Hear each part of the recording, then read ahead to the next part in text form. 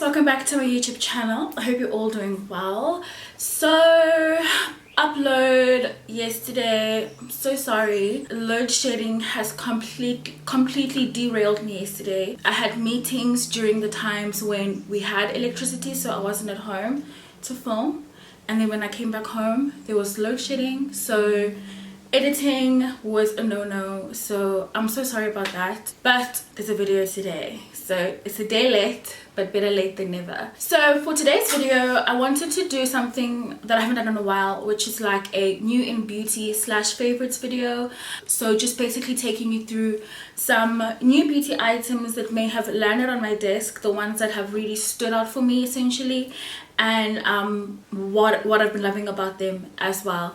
Also new purchases as well in beauty. So let's get started. So first topic is skincare. I'm gonna delve into that first because that's the major change I've made in my beauty routine this year. I have completely streamlined my skincare routine. I literally was like, had a 10-12 step skincare routine. Like, it was very complicated and I used a lot of products, but you know, my skin was okay, like it was behaving, it was good for the most part because I was focusing on hydration and whatnot, but I was still getting the breakouts here and there. And I haven't always felt that I feel like my skin is so easily triggered, and that's not really normal. I went in for a skin consultation, skin analysis at Dr. Alec Nicolette. He's based in Wynberg and he has his own skincare practice, and he's also come out with his own skincare line.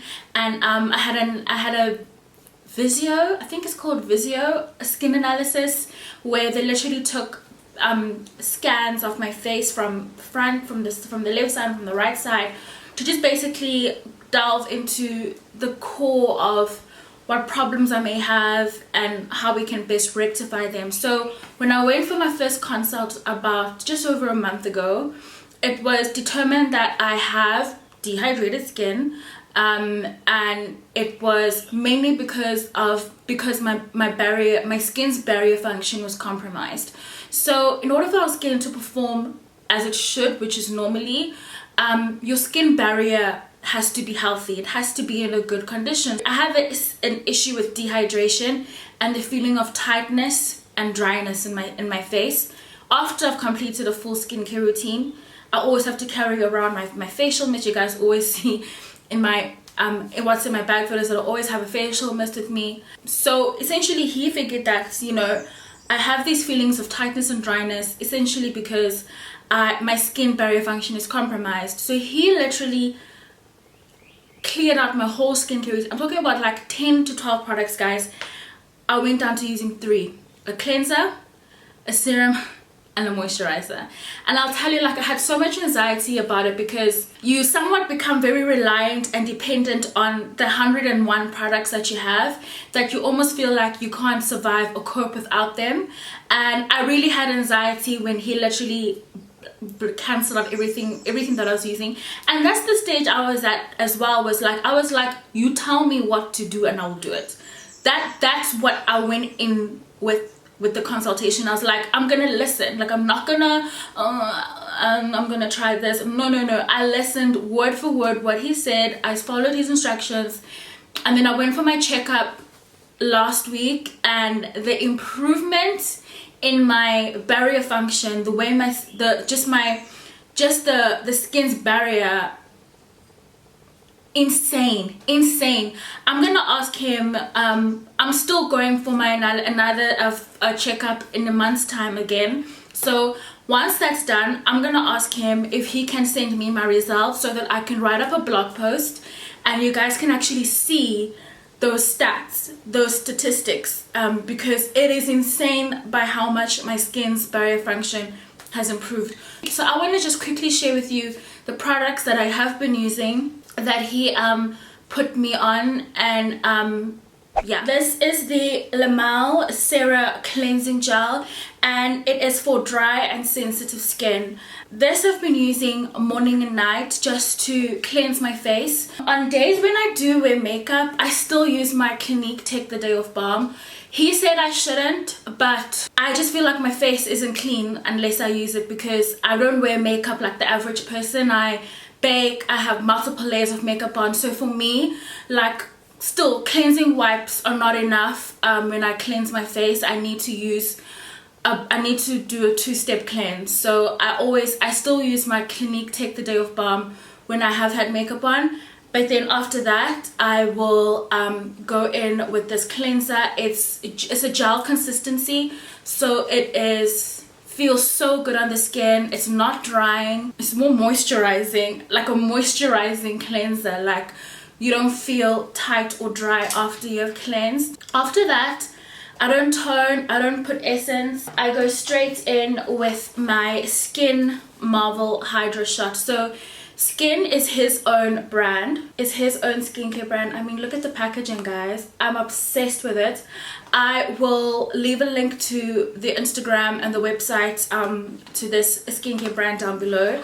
I'm just obsessed with the packaging. Like, it's just really cool. So after I cleanse, I go for my Skin Marvel Hydra Shot, which is this one here. It's 30 mils and it's in this pump. This is my second one. I just finished my first one. This I love because when you are like me and you have anxiety about the tightness and dryness, like you don't feel all the way secure with just putting on like a moisturizer, this gives me that Hydra Shot that I need. It's called Hydra Shot, and this is the Marvel. So it is got hyaluronic acid at 5%. It's got vitamin C at 2%, vitamin E at 2%, ceramides at 2%, purified water, and it's vegan and cruelty free. It doesn't have gluten, soy, silicone, and it is nut free.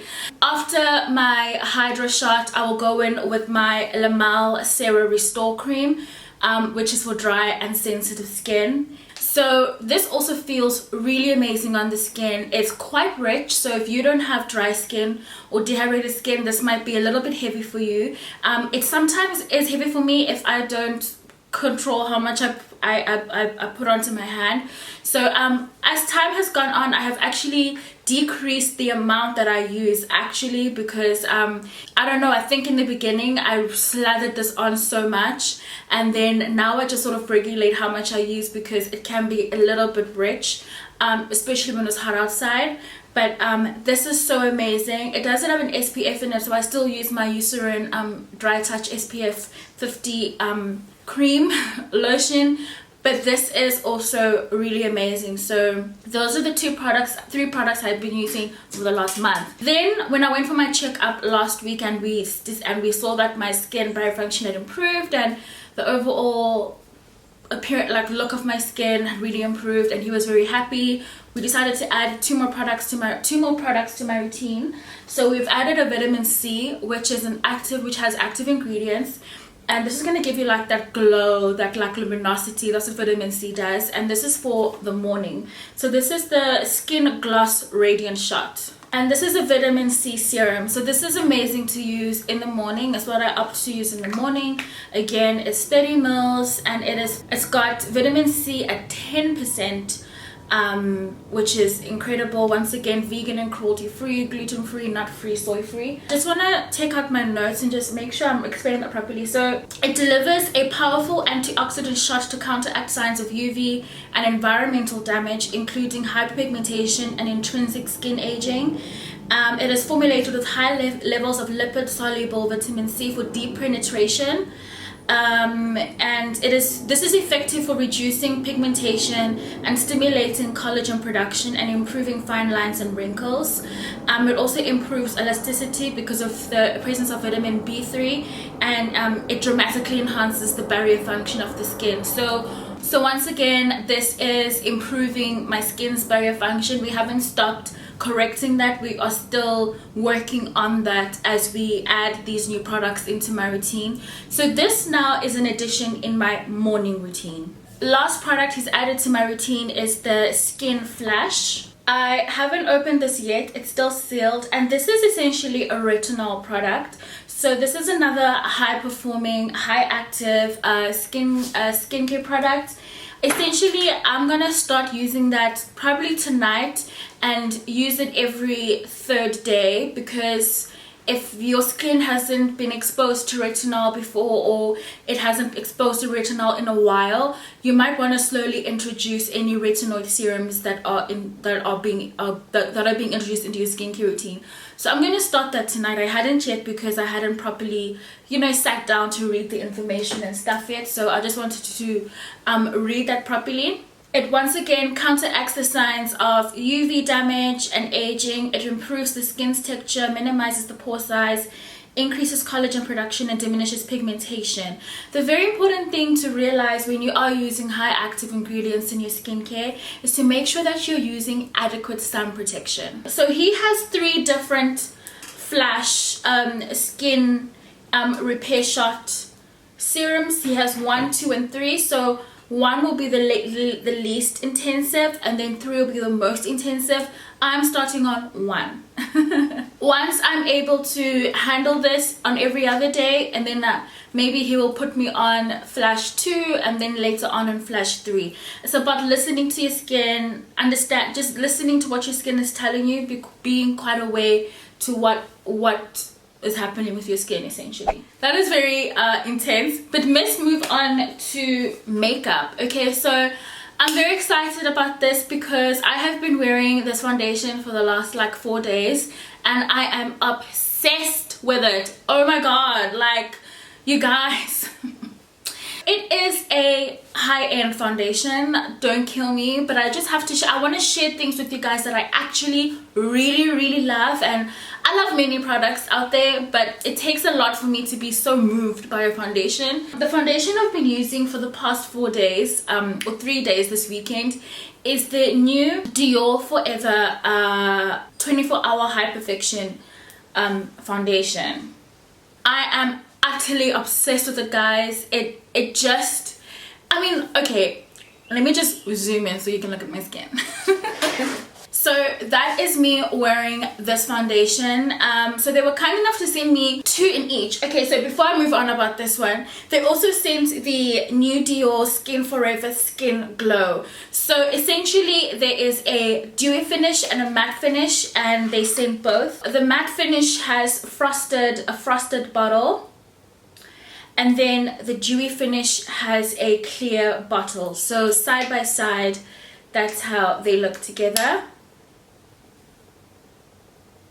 Dewy and matte on this side. I haven't used the dewy one, the Skin Glow, because they sent the incorrect shade, so they are rectifying that for me, and they will be sending me my correct shade. But I had the right shade in the Dior Forever, and oh, guys, it is so gorgeous. It's a really gorgeous foundation. I have tried Dior Backstage. I have Dior Backstage. I have the Dior Forever Undercover as well, which is also quite mattifying. And I'll say this with the Dior Undercover, I feel like they're very similar, and obviously both mattifying. I feel like Dior Undercover might be a bit more full coverage, but I feel like this is pretty full coverage too. Like, it's quite full coverage. So I am the shade 5N in all of the Dior foundations, it seems. When I purchased Dior Backstage in Dubai last year, I picked up the wrong shade. I didn't swatch properly like I should have. I got 6W, and I should have just gotten 5N, because it seems like the Dior foundations are the same.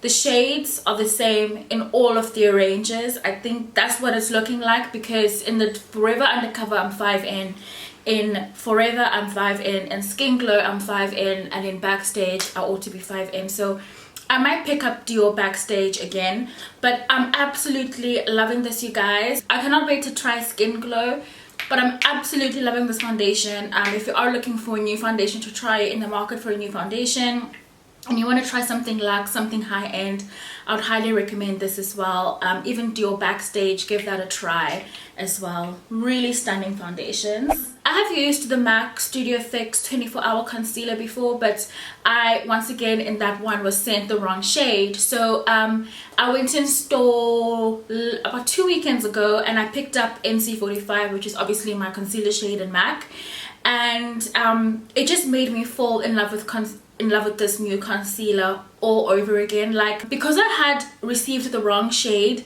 it sort of sullied my opinion about the concealer. I had the shade NW43 or something, NW44, NC44, something like that, and it just didn't look good. And I guess I should have bought this shade earlier, because then I would have been like, it's perfect, I don't need to trip, like it's amazing. Really like it because it is very lightweight, it glides on so nicely, and it's so easy to blend out. You guys know I've been looking for a new concealer to use for ages, so I've really been enjoying it. I'm also a big fan of the applicator. It's just so convenient and easy to use, which is something I can really appreciate. I've been using Fawn from LA Girl for the longest time, so it's nice to sort of change up a few things in my routine before feeling like it's completely stale. Another purchase I made at MAC, which I made this weekend actually, is the MAC Art Library eyeshadow palette in Flamboyant. So I saw this, who did I see with this? I think I saw some UK blogger with it, and I was like, what is that? Do we have it? No, I saw it on MAC Cosmetics Africa, I think, on the Instagram page. So when I saw it there, I was like, we have to have it here. Like, so I went on the online to see if we have it, and surely we did. So then I went in store to see if we had it, and surely we did. And I bought it because, I mean, how can I say no to a palette like this? It's just insane. So it is essentially another warm palette, but I haven't seen MAC do a warm palette like this. I feel like, I don't know if they don't want to jump onto the trends as they happen. They wait for everyone to do their thing and then they come out with their own version of it. I don't know what their marketing scheme is, their marketing plan is, but I feel like they really take their time in bringing out, you know, these sorts of trending things like warm palettes, colorful palettes. This eyeshadow palette performs so well. The pigmentation is none like any other MAC eyeshadows I've actually tried before, and it's so, the colors are so pressed in that there is no fallout. When applying, you get little to no, I don't want to say no fallout at all, because of course there is a little bit, but they, like, really, I have swirled my brushing here to get all of the goodness out, all of the stuff out, and I experienced no fallout. I feel like this is their more pricier palettes, because I think I bought this for 935 or 955 or 995, somewhere around there, but it's basically close to 1,000 rand. Pricey, I understand, but you get 4, 8, 12 eyeshadow colors, and I just love it. I feel like this is once again an amazing travel makeup palette. I've come to realize that you have like three different kinds of warm palettes. You have a reddish toned palette like this one, where they are more like a sunset palette. It's got these reds and oranges and golden hues, and then you get a more neutral brown toned warm palette, which is like the Anastasia Beverly Hills Soft Glam, and then you get a more neutral pink palette like Huda Beauty New Nude. So there are different kinds of warm palettes that are available, and just depending on your personal preference, it can be what you like. But you can pick the one that you like. But I'm absolutely obsessed with this one, and I'm wearing it today as well. And I wore this weekend, and I got so many compliments on my Insta stories and my DMs. I saw all of them. Thank you guys so much. It's this new palette that I'm using. It's nothing new in terms of a warm palette. It's nothing new in terms of the eye look that I created. I just think we haven't seen a warm eye in a while, because everyone was doing it for like 5 years and we were tired and we wanted to try something new. So when you see that warm eye again, you remember what it looked like and you actually realize that you really still actually quite like it. Last but not least, I couldn't do a favorites video without mentioning my favorite fragrance of all time, which is my Jo Malone Honeysuckle and Divana. As you can see, it's basically finished. So I'm going to pick up another one, but this smells absolutely incredible. I don't need to talk about this anymore. You guys know how I feel about this fragrance. It is just... I'm also going to pick up another fragrance from Byredo, or I don't know how to pronounce it, Byredo. I'll leave it down below, which is called 11th Hour. It also smells so incredible, so I'm going to pick that up as well, and also restock myself on this one.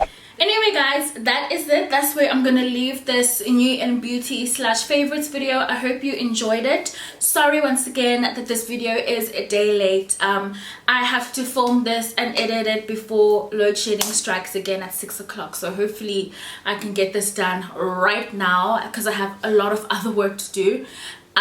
So yeah, thank you so much for watching. If you haven't already, be sure to comment, like, and subscribe, and I will see you next time. Bye.